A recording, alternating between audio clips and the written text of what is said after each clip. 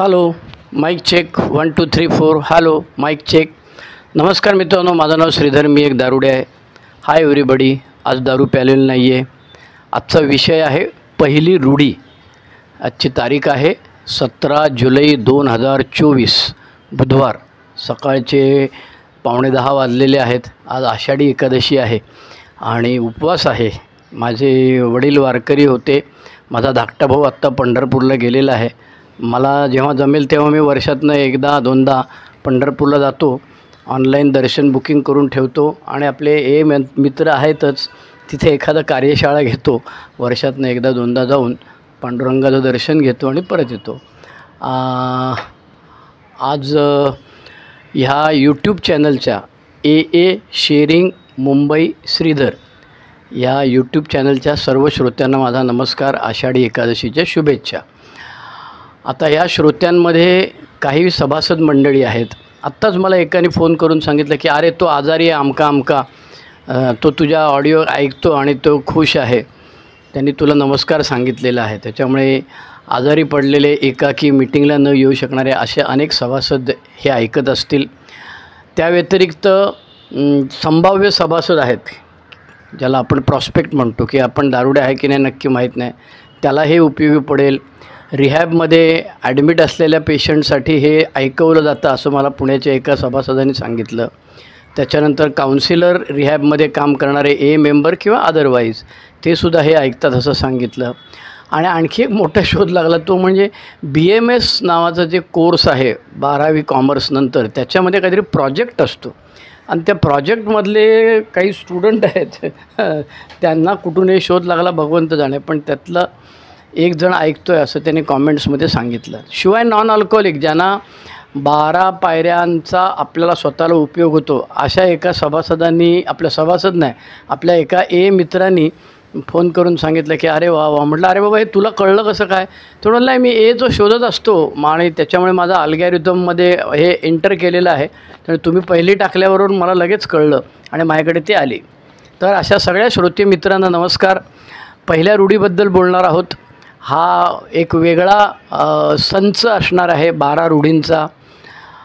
माझ्याकडे 200 पानी 300 पानी वह्या नोटेशन्स केलेले आहेत. अगदी पहिल्या 2 वर्षापासून 6 वह्या भरलेल्या आहेत.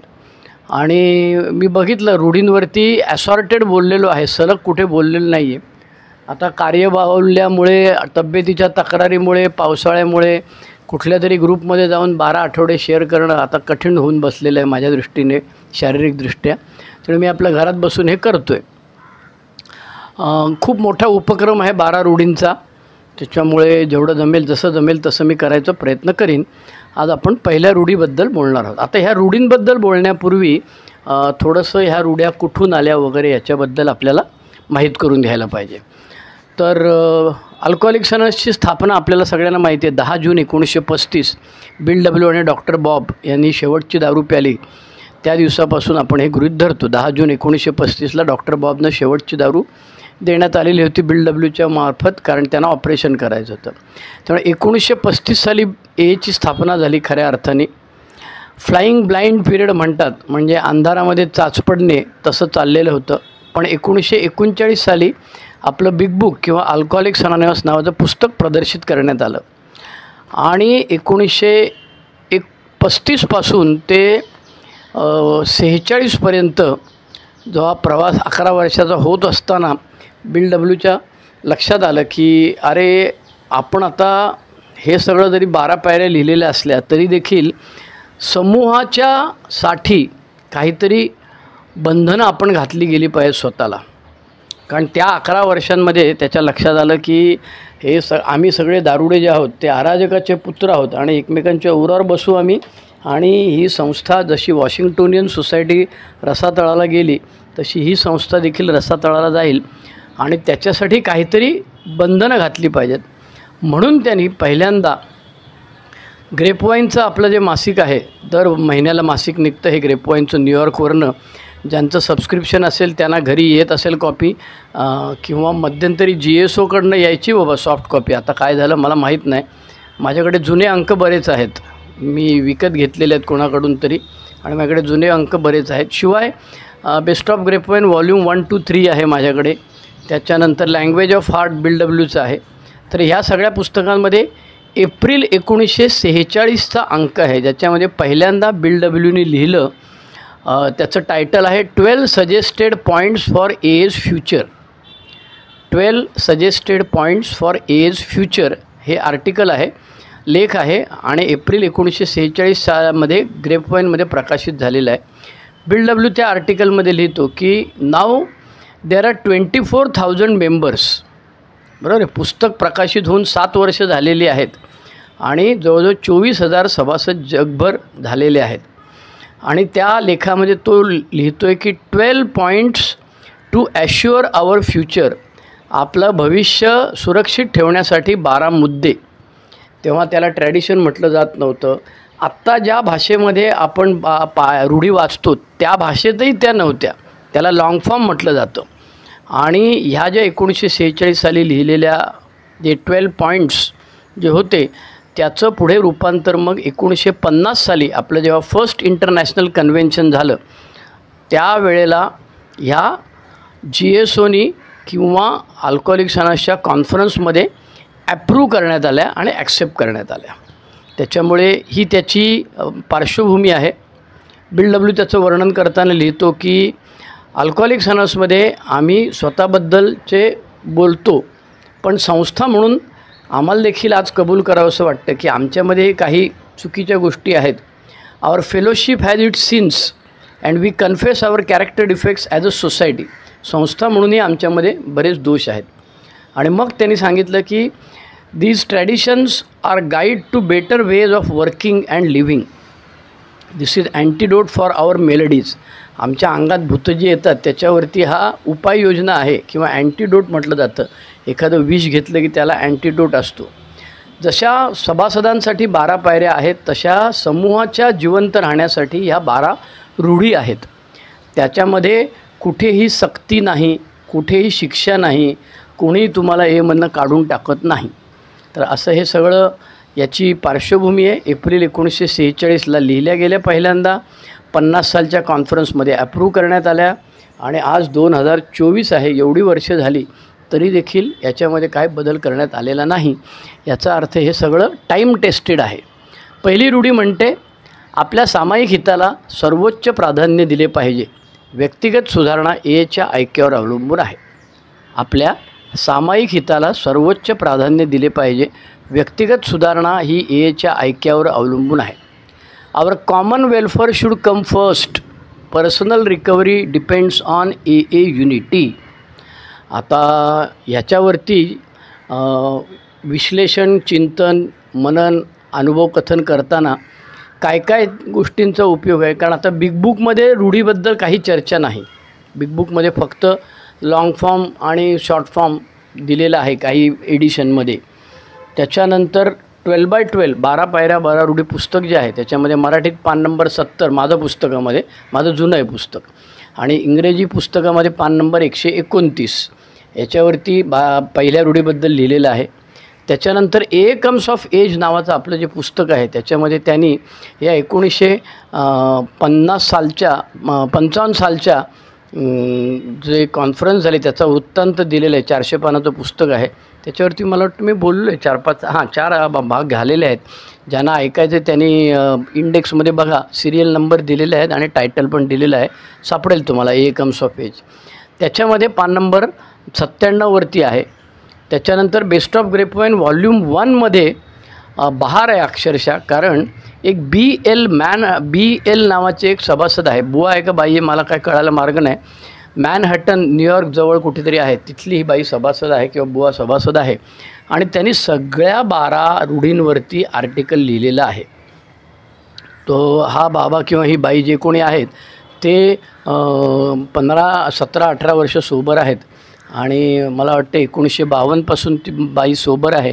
17 वर्षांनी 1969मध्ये 1969, 70, 71 अशा 3 वर्षामध्ये तिने या बेस्ट ऑफ ग्रेपवाईनमध्ये त्यांची भाग इन्क्लूड केलेले आहेत.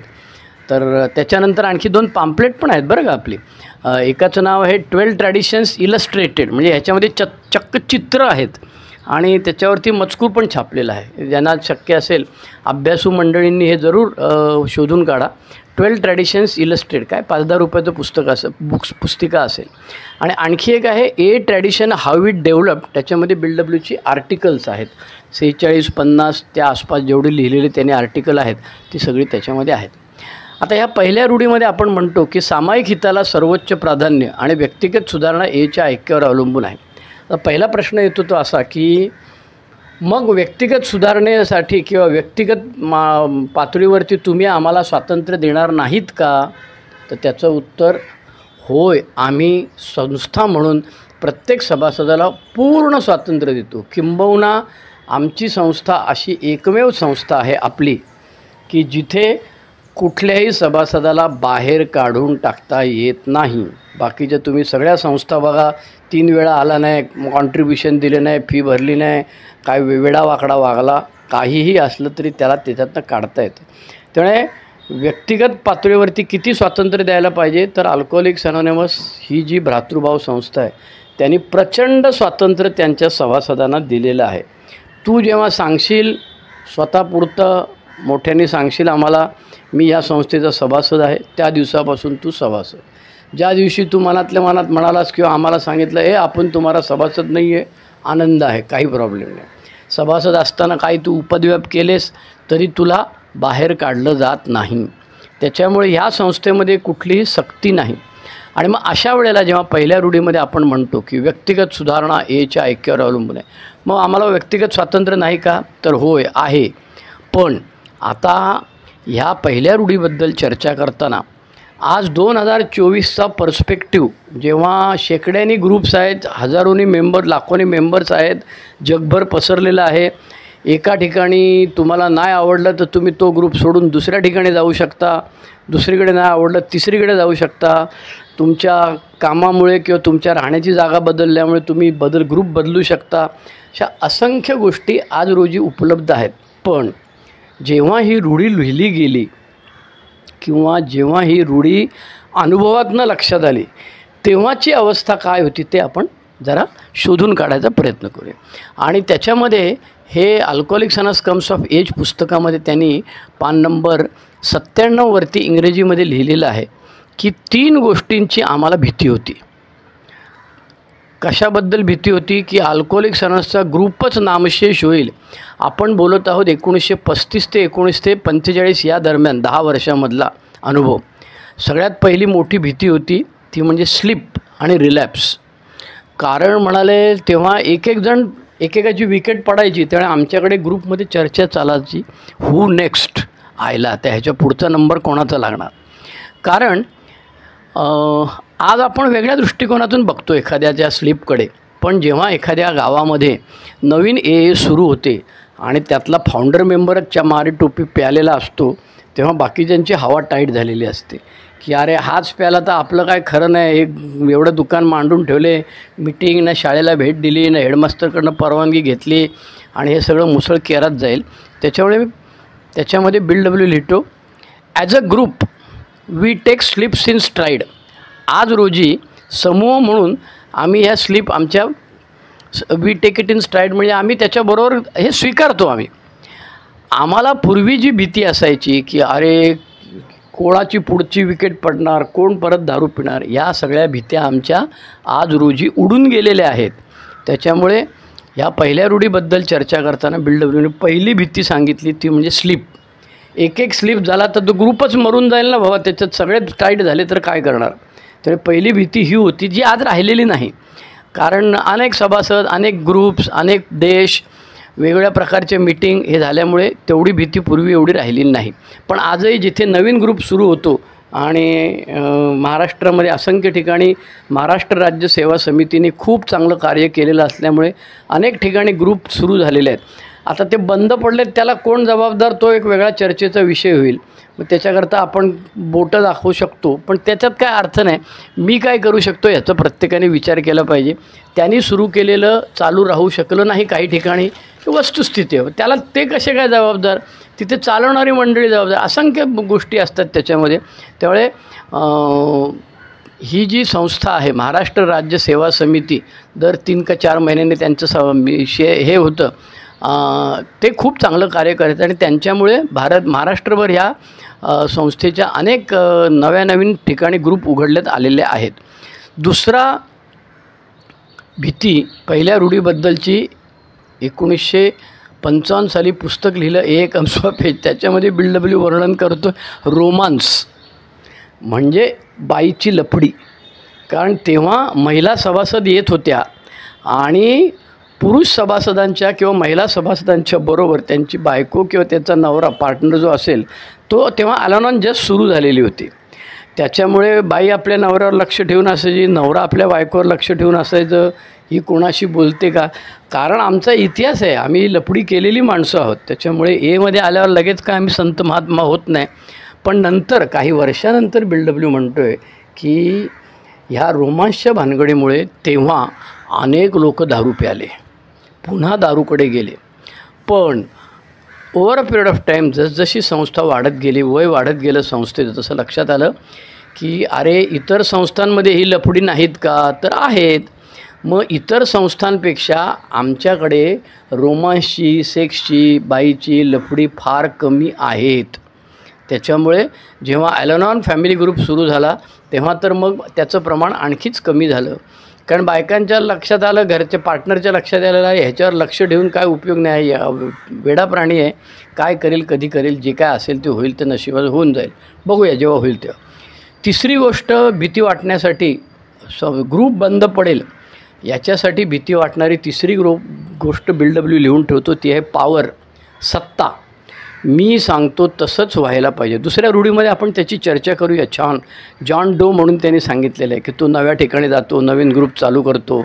प्रत्येक समूहामध्ये एखादा तरी पॉवर ड्रिव्हन माणूस असतो आणि त्याला असं वाटत असतो की सगळी सत्ता माझ्या ताब्यात असायला पाहिजे आणि ह्याच्यामुळे तो संस्थेचा तो ग्रुप जो आहे तो बंद पडण्याची, मरण्याची शक्यता असते. चौथं कारण त्यांनी सांगितलं डॉमिनेशन म्हणजे दादागिरी. हम जैसा बोलता है वैसा चिदर होना मागता है, तुम्हारे अकल से नहीं चलाने का, हम जैसा बोलता है हे सगळीकडे आहे. पण आज आपण एवढ्या वर्षानंतर त्याच्यातून, त्या भीतीतून मुक्त झालेलं आहे. पण जेव्हा 55 साली हा BW लिहितो आहे तेव्हा तो म्हणतो 5वं कारण, पहिलं कारण स्लीप, दुसरं कारण रोमांस, तिसरं कारण पॉवर, सत्ता, चौथं कारण डॉमिनेशन, दादागिरी, 5वं कारण ग्लोरी म्हणजे आपल्याला आल्यानंतर मोठेपणा मिळायला लागतो आणि आपल्याला तो मोठेपणा संस्थेचा असून मला वाटायला लागतं आहे माझ्याच बापाची संस्था, माझ्याच बापाचा ग्रुप, मीच सगळं करणार, मीच ठरवणार. आणि हे गाढवपणा मी सगळे केलेले आहेत बरं का. तुम्हाला असं वाटेल की आता मी 34 वर्ष दारूपासून दूर आहे म्हणजे मी किती गुणी बाळ आहे, असं अजिबात नाही. माझ्या सोबरायटीची पहिली 18 वर्ष मी भिवंडी ग्रुपमध्ये काढलेली आहेत. माझा मदर ग्रुप आज भिवंडी आहे. भिवंडी ग्रुपमध्ये दर मंगळवार शनिवार आमच्या होम ग्रुपची मीटिंग चालू असायची. आजही ती मीटिंग त्याच जागेत, त्याच शाळेत, नवभारत शाळा ब्राह्मण आणि भिवंडी, तुमच्यापैकी काही लोक नाईट विजिलला वगैरे आलेले असतील तिथे. आणि सुभाष के नावाचे आमचे ओल्ड टायमर होते, ते फाउंडर मेंबर होते. आणि सुभाष केचे स्पॉन्सर होते नवप्रकाशचे प्रकाश नायर, स्वर्गीय प्रकाश नायर. त्यांनी पण नवप्रकाश ग्रुप काय सुरू केला किंवा बंद पडला होता तो परत चालू केला वगैरे असं. तर ह्याने तो ग्रुप सुरू केलेला होता. तिथे मी स्वतः वेडेपणा करून बऱ्याच गोष्टी अंगावर ओढून घेतलेल्या आहेत. काही चांगल्या गोष्टी झालेल्या आहेत माझ्या हातून नक्कीच. नंतर मग मी कामानिमित्त बाहेर पडलो आणि गेलो काळा चौकीला मुंबईमध्ये. तिथं मी सव्वा वर्ष होतो. माझा होम ग्रुप करण्याचा मी प्रयत्न केला. ते अनुभव मी कधीतरी सांगेन.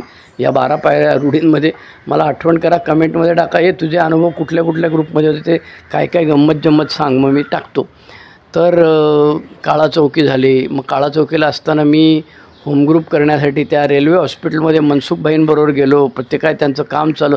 आता रेल्वे हॉस्पिटलची मीटिंग दर बुधवारी सकाळी 11 वाजता, नवीन बिल्डिंग, 4था माळा, एअर कंडिशन्ड ऑडिटोरियममध्ये मस्तपैकी होते. त्यामुळे ज्यांना शक्य त्याने जरूर जा. त्याच्यानंतर मी सभासद झालो एकता समूह, राजा शिवाजी विद्यालय, दर रविवारी संध्याकाळी 7:30 वाजता. मी राहायचो वाडाळ्याला तेव्हा. आणि ही मीटिंग माझ्याबरोबर देवा होता म्हणजे अजूनही आहे देवा. आता देवा पनवेलला राहायला गेला. रमेश होता, तो आता कामाला ठाण्याला गेलेला आहे, आणि मी होतो. आणि मी यायच्या आधी आमचे अरुण भाऊ त्याचे फाउंडर मेंबर होते, कृष्णन होता, त्याच्यानंतर आपलं तर सुरतला गेलेला एक सभासद आहे गुजराती, त्याचं नाव काय मला आठवत नाही आता, ते होते. त्यामुळे एकता ग्रुप तो आमच्या ह्याच्यामध्ये काय म्हणतात त्याला हे जे आज मध्यंतरी सगळं कडेकुलूप बंद होतं ना, करोनामध्ये ती जी बंद झाली त्याच्यानंतर ती सुरू केलीच नाही. कारण मी नंतर वडाळा सोडून वरळीला आलो, वरळीहून मला तिथे जायचं संध्याकाळी रविवारी, म्हणजे खूप ट्रॅफिक असायचा, झेपायचं नाहीत. आणि नंतर लक्षात आलं की अरे आपण करोनानंतर ग्रुप चालू केला तर 3 माणसं सभासद आहेत. एक श्रीधर, तो वरळीला राहतो, दुसरा देवा, तो गेला पनवेलला राहायला, आणि तिसरा रमेश, तो गेला ठाण्याला राहायला. आणि पावलींची काही मंडळी तिकडनं नाराज होऊन आली होती, पण ते नाराजीचं कारण त्यांचं तिकडलं संपल्यामुळे ते पुन्हा परत गेले तिकडे. आणि फतेचंद होता, तो फतेचंद यायचा बंद झाला. त्याच्यानंतर अरुण भाऊ अधूनमधून यायचे, ते पण कमी झाले. आणि मग तो ग्रुप आम्ही रिवाईव्ह करायला गेलो नाही. आणि सध्या माझा होम ग्रुप जो आहे तो आनंद समूह, जैन हॉस्पिटल, 4था माळा, कबूतरखान्याजवळ, दादर पश्चिम, हा माझा होम ग्रुप आहे. त्यामुळे या सगळ्या ग्रुपमध्ये मी हे सगळे उपद्व्याप रूढींमध्ये जे करू नको सांगितले ते केलेले आहेत, त्याचे फटके बसलेले आहेत, त्याचा त्रास झालेला आहे. त्याच्यामुळे अल्कोहोलिक्स अनोनिमसची पहिली रूढी असं म्हणते की आम्ही सगळ्यांनी एकत्र राहिलं पाहिजे. आणि त्याच्यामध्ये पहिली रूढी येण्यापूर्वी आम्हाला जो आमचा ग्रुप बंद पडेल ह्याची जी भीती वाटत होती, त्याची जी 6 कारणं आहेत. 6वं कारण आहे पैसा. जेव्हा होम ग्रुपमध्ये लफडी झाली पैशाची, मग किटी बॉक्स कोणी घेऊन गेला, किटी बॉक्समध्ये पैसे घेऊन गेला, अमुक आहे तमुक आहे. त्याच्यानंतर एखादा मेंबर एजंट असतो कसला तरी, मग तो सगळ्यांना लावतो, भुलवतो, आणि त्यात सगळे अडकतात, मग ते सगळेच कोसळतात. आणि ह्याच्यामुळे तो ग्रुपच मग नंतर बंद पडतो. महाराष्ट्रामध्ये, भारतभर जगभर अशी कित्येक उदाहरणं आहेत.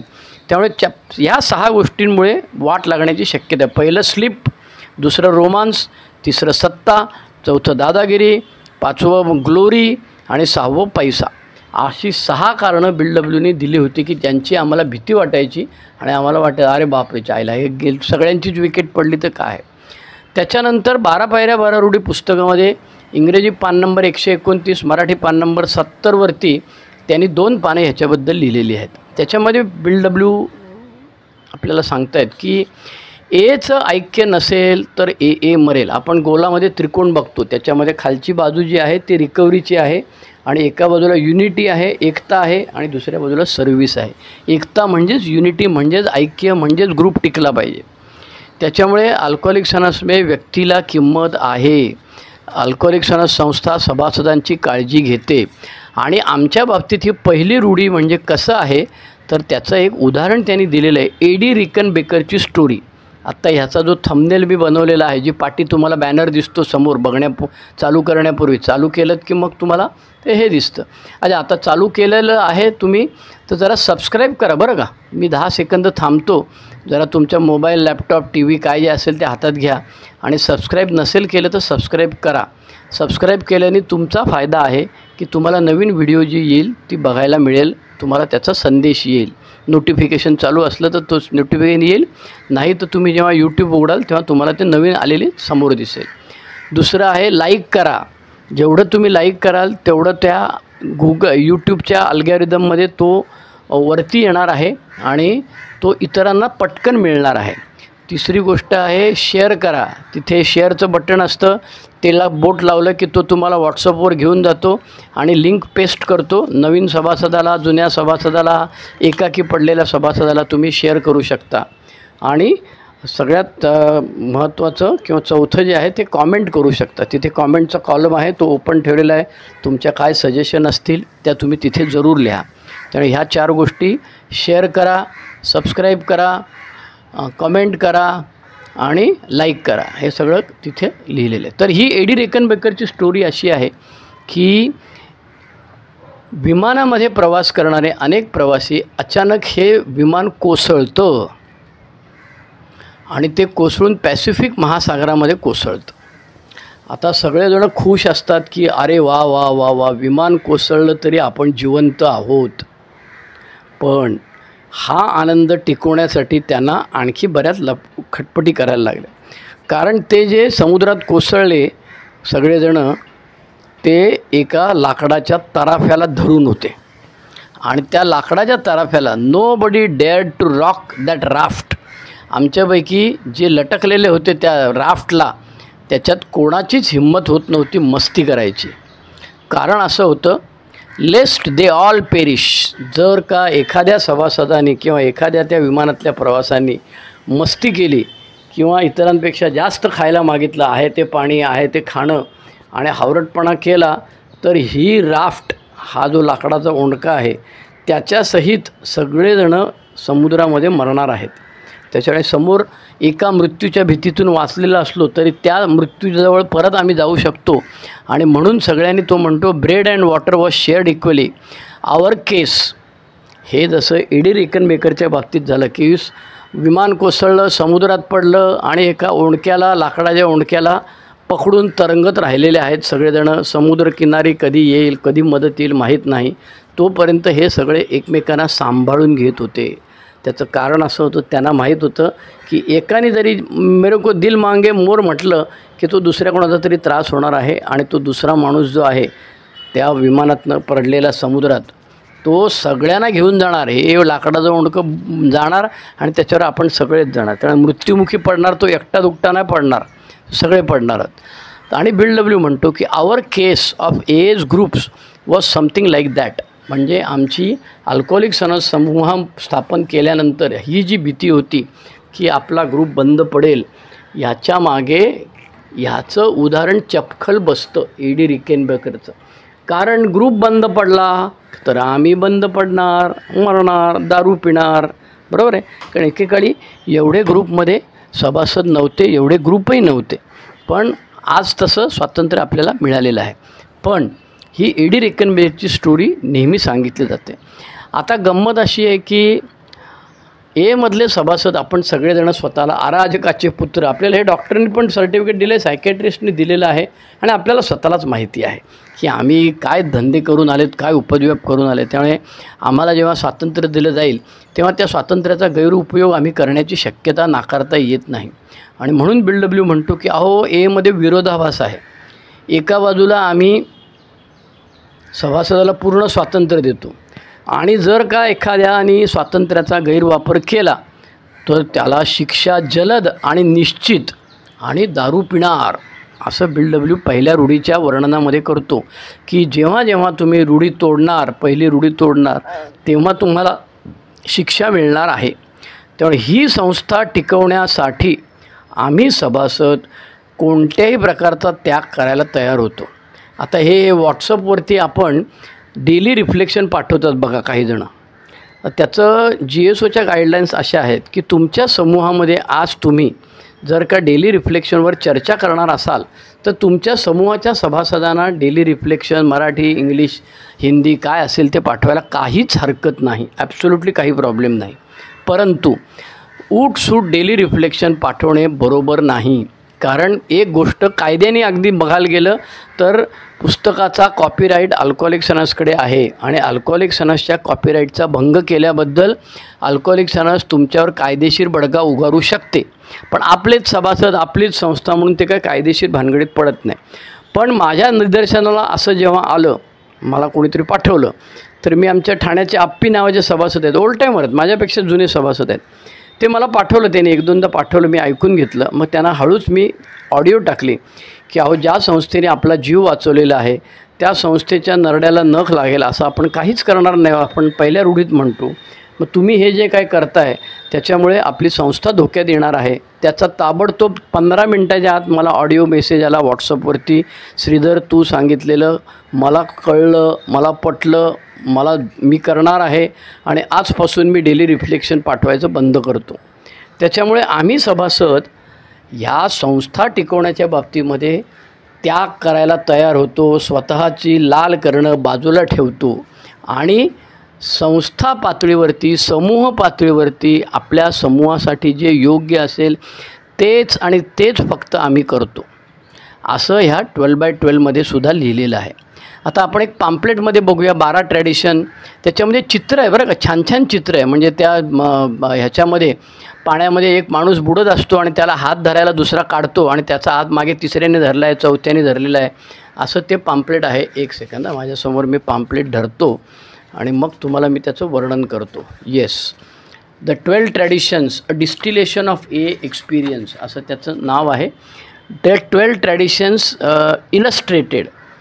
पॅम्पलेट नंबर 43 आहे, सिरियल नंबर. आता हे नंबर बदलत की नाही मला माहीत नाही. त्याच्यामुळे तो पाण्यातनं बुडणाऱ्या माणसाला दुसऱ्या एकाने हात दिला आहे, त्याला तिसरा पकडला आहे, त्याला चौथा पकडला आहे, असं एक चित्र आहे. आणि दुसरं एक चित्र याच्यामध्ये झाडाच्या फांदीवरती सगळेजण एका लाईनीमध्ये बसलेले आहेत आणि त्यातला एक वेडा माणूस करवतीने ती फांदी तोडतो आहे. म्हणजे जर का ह्या सभासदांनी किंवा ह्या माणसानी झाडाची फांदी, ज्या फांदीवरती सगळेजण बसलेले आहेत, ती तोडली तर तो तर जाणारच आहे 12च्या भावात. त्याच्याबरोबर आम्ही सगळेसुद्धा ती फांदी तुटल्यामुळे कोसळणार आहोत. आणि त्या पॅम्पलेटमधलं त्यांनी लिहिलेलं आहे की अरे, संस्थेसाठी आम्ही सगळं करायला तयार आहोत. हे वारंवार सांगितल्यानंतर आम्ही मग आमची त्याची एक थीम बनवली. बरोबर आहे. जेव्हा एला 35 वर्ष झाली तेव्हा 1970 साली जे इंटरनॅशनल कन्व्हेन्शन झालं त्याच्यामध्ये this we owe to AA's future, एच्या भविष्यासाठी हे आम्ही करणार आहोत, आम्ही करायला हवं. To place our common welfare first, आमच्या सगळ्यांचं जे काय कॉमन वेलफेअर आहे ते आम्ही आधी ठेवू. To keep our fellowship united, आमची संस्था एकत्र राहण्यासाठी. For on AA unity depends our lives, आमचे आयुष्य ही एच्या एकतेवरती अवलंबून आहे. And the lives of those to come, म्हणजे आमच्या नंतर जे येणारे आहेत त्यांच्यासाठी ही संस्था जिवंत राहिली पाहिजे. म्हणून या संस्थेचा दरवाजा, या ग्रुपचा दरवाजा उघडा राहिला पाहिजे. मी सोबर होईल. आता कसा आहे, एखादा सभासद पिऊन आला तर त्याला त्यांनी वर्णन केले त्या सभासदांनी, we invite him to live, आम्ही त्याला बोलवतो आणि सांगतो की बाबा रे तू जा. कारण तो मी माझ्या लहानपणी आम्ही नवप्रकाश ग्रुपमध्ये असताना, मी एमध्ये नवीन असताना कोणीतरी प्यालेला असायचा आणि तो बडबड करायचा. मग त्याला हात जोडून एकतर बाहेर घेऊन जायचे किंवा आमच्याकडे ना विजय नावाचा सभासद होता कॅडबरीमधला. आता तो कुठे आहे, किती वर्ष सोबत आहे मला काहीच कल्पना नाही.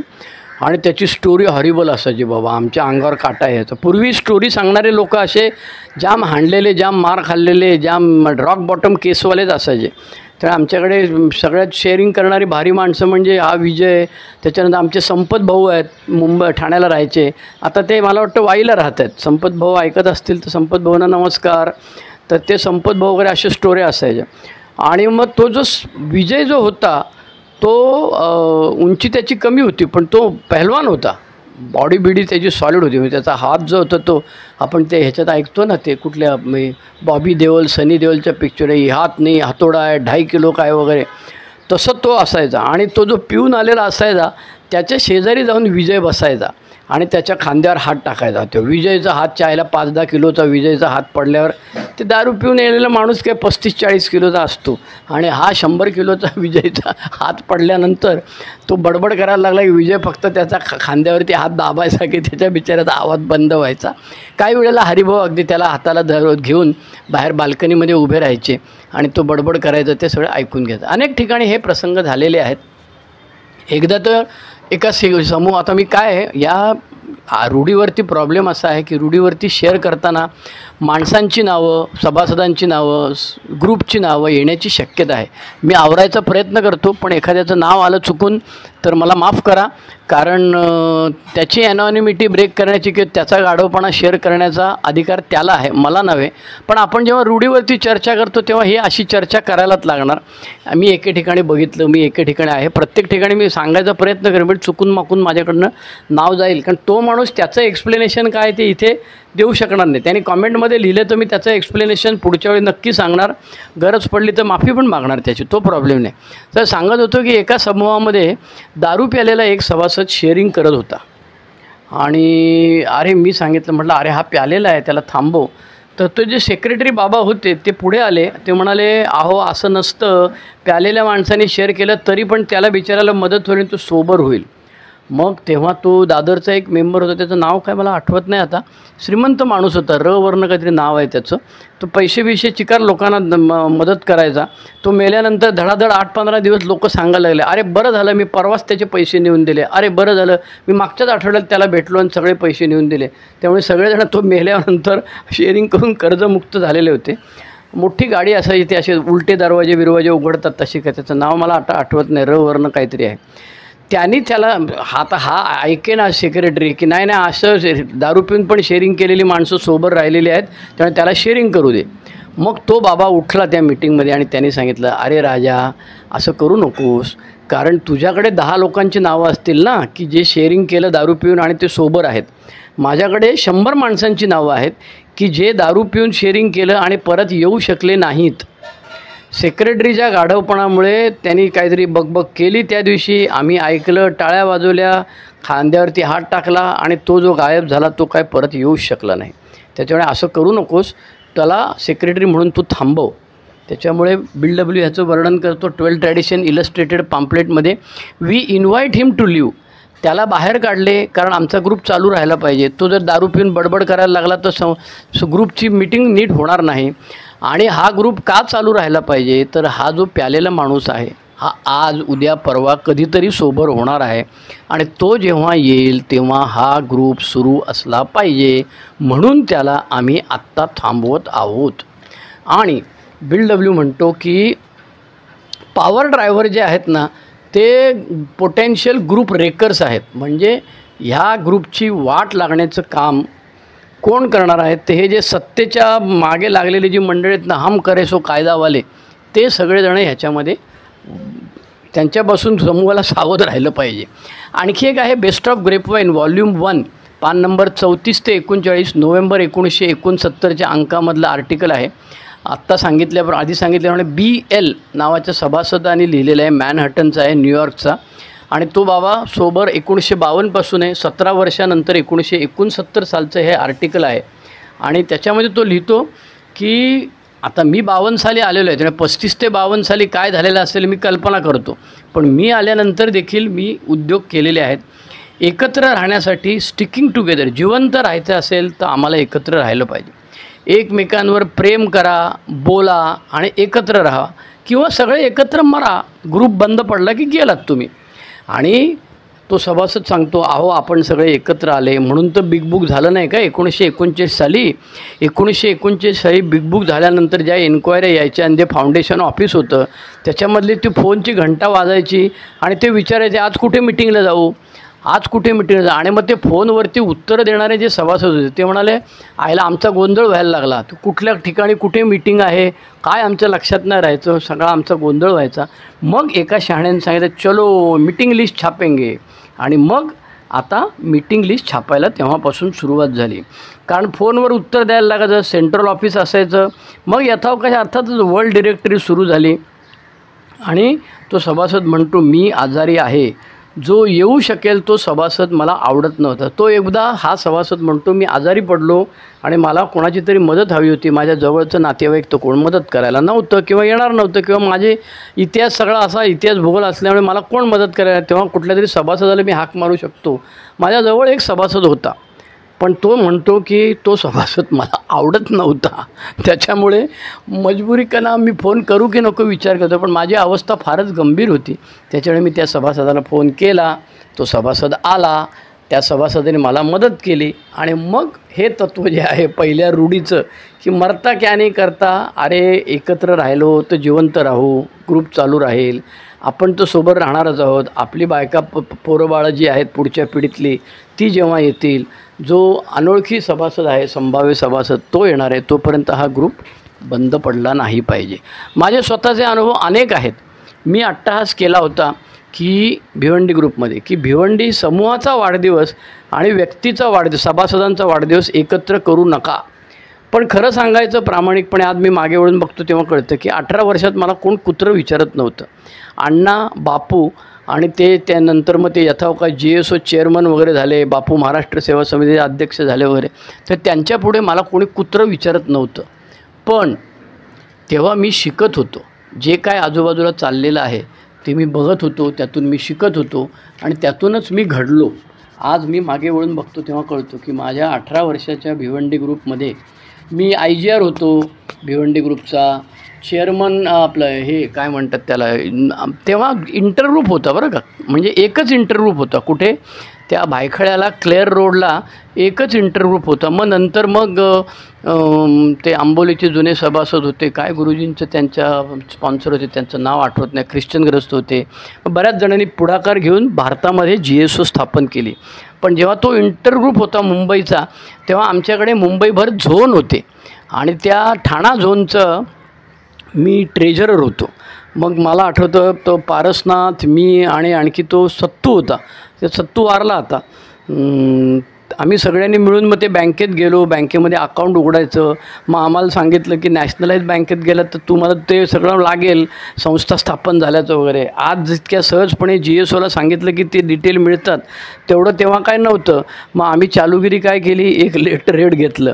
ते लेटर हेडवरती संस्थेचं नाव बिव लिहिलं, म्हणजे ठाणा झोन, आणि त्याचा पत्ता ठेवला. आपलं ठाणा नवप्रकाशची मीटिंग चाललेली होती तेच, आणि त्याच्यामध्ये ठराव मांडला की सर्वसंमतीने ह्या 3 लोकांच्या नावाने आम्ही त्यांची पूर्ण नावं लिहिली त्याच्यामध्ये, कारण त्याच्याशिवाय पर्याय नव्हता. बँकेमध्ये तर पूर्ण नावं तर लागणार होती.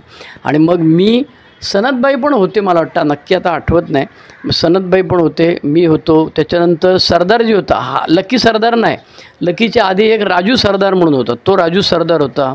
त्याच्यामुळे तेव्हा बरेच घडामोडी झालेल्या आहेत. तर मी सांगायचा हेतू असा की सर्व्हिसमध्ये पण मी एकेकाळी होतो. आता वयोमानानुसार मला कळलं की आपल्याला काय हे झेपणारं प्रकरण नाही.